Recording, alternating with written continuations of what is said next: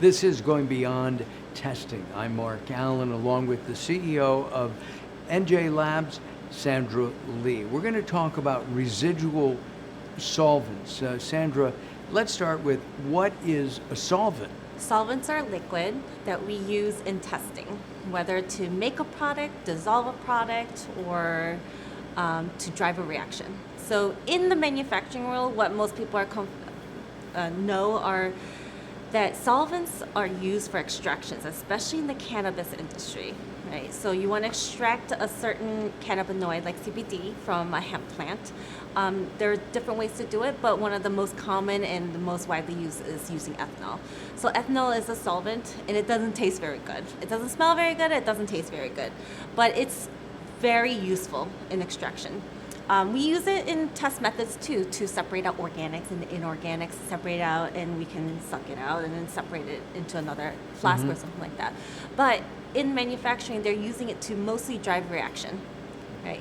Pharmaceutical drugs use a lot of solvents to drive a reaction. Supplements, even raw materials like vitamins or amino acids, you're using a lot of different types of chemicals to make these products. Right. And you're taking these raw materials, putting into finished products, and to make a finished product, that could also take additional solvents, right? So at the very end of that process, you want to make sure that you have very little solvent left, because it could be toxic to your body. It could cause cancer with high concentrations of it. Oh boy. It could get you very sick, cause heart disease, and things like that. So residual means you just want very little left at the end. And we're testing for any residual solvent, because during the manufacturing process, you should be extracting out the solvents at the end too, so your products are safe. And what we do here is we use something called GC, gas chromatography, with headspace.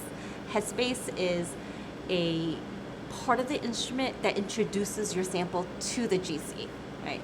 And that's usually used for volatile substances like hexane, ethanol, methanol, with the hand sanitizers. You've heard like how there's limit of methanol in hand sanitizers, Right.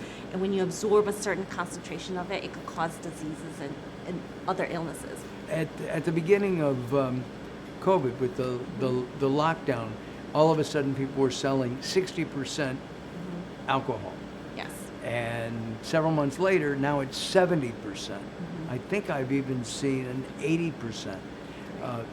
Using that hand sanitizer, don't try this at home, I am a professional.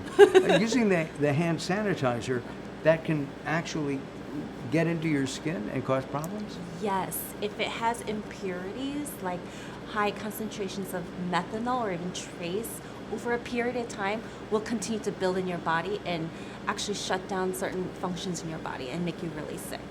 And that's what people are finding out is, at the beginning of the pandemic, you just wanted hand sanitizer. So there was not enough of it that could go around. Absolutely. So people who never manufactured this material or this product will come in and just mix things. They have no idea what they're using. And what was happening is no one was testing for it. And then people started getting sick. And then FDA came and said, hold up, you need to stop. This needs to be tested. You can't use these ingredients. And it's not safe for the public.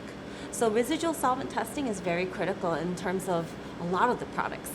In terms of, say, a supplement, a CBD or other supplements, that might use a solvent for extraction. First of all, are there other methods that a manufacturer can use not using a solvent? It really depends. For CBD products, you can use CO2 extraction. That doesn't use solvents. But then you're looking at CO2 levels in your product, right? So there's test methods for those too. It depends. You've got to develop them for your product. We do it here for certain known excipients, but definitely for products that have residual solvents in it, it's really important to test it appropriately. And it's not an easy method. It's not an easy technique, but we have a couple chemists who are very specialized in it. And so you're testing to see if product A has any solvents left over, Yes. and what levels there may be. Right. So residual solvent testing, we follow USP, United States Pharmacopoeia. Some of these tests can last for days, right? It could be 1 day, 2 day, 3 day, but what happens is because of the way the instrument's set up, one injection could be 90 to 100 minutes long. And then you have to do 30 injections or 50 injections. It could go on forever, right? So how do you know if your instrument is suitable from point A to the very end? And that's what we do, is we make sure the system is suitable. We call that system suitability. We inject the standards that we're looking for. Like if you're looking for methanol, you inject standards of methanol to make sure that we can see it accurately, detect it, and then you do consecutive injections. Once we meet that criteria, the system is suitable, we inject sample. But for headspace work, for residual solvents, you inject sample as is, because it's at high temperature, you transfer it, it gets introduced at high temperatures, and you volatilize it, right? But as soon as you mix two things in a vial, it changes the composition. So you're supposed to do sample by itself. You have to spike your sample with methanol if you're looking for that. Then you inject methanol. Then you inject all these system suitability solutions to make sure that the instrument is appropriate for your test. And then you inject sample. Wow. And So then you it's- do it's- this bracketing standard, and at the very end to make sure from beginning to end it was good. Are there levels that are acceptable of solvents in these, or should we have 0?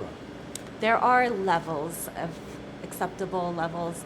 FDA does some studies. There's different classes, class 1, 2, and 3. Class 1 being the smallest one, and they're carcinogens. They're like benzene is one of them, and they have very low specifications. None of them say not detected. There are some allowable because, again, these exist a lot in a lot of different environments, just like heavy metals just exist everywhere. Why would a company, a manufacturer, want to test for residual solvents? What we found out is when we just run a normal method for residual solvents, there's some interferences from the sample or from the standard. It doesn't ever turn out the way you expect to. So companies who should test for residual solvents, especially when they're using solvent in their process, in their manufacturing process, to drive the reaction to the finished product, right?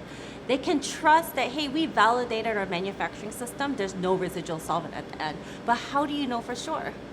How do you really know for sure without testing it at the very end?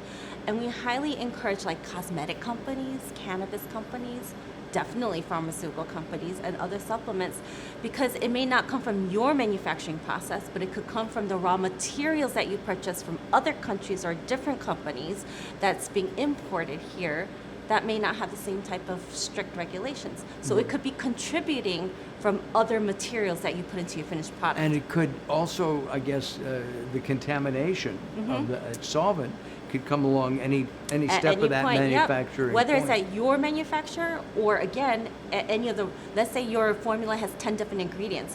One of those 10 are your actual API, active pharmaceutical ingredient, or what you're looking for, what you want in your finished product, right? The main ingredient. But the other 9, you can't ignore them. Those are excipients. Those are also manufactured somewhere, and they have probably residual solvents in them. And it can all get compounded and compiled, and it could even become more concentrated as it goes through your process. You don't know until the very end, and then you test it. And do you know, we've talked about this before.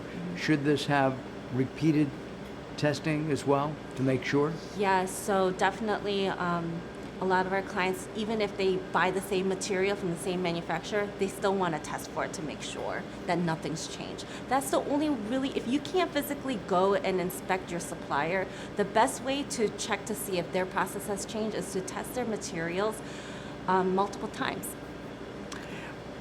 On our next episode, we're going to talk about the fact that we're all consumers. We haven't done that yet. We've mentioned it several times. And we all are consumers. We'll find out why, because you as a product developer or a manufacturer need to have testing, because your family and yourself are going to be using your own product. I'm Mark Allen along with Sandra Lee. This is, we're at the NJ Labs chemistry lab, and this is Going Beyond Testing. Visit us on our website, which is here on our screen. We'll see you in our next episode.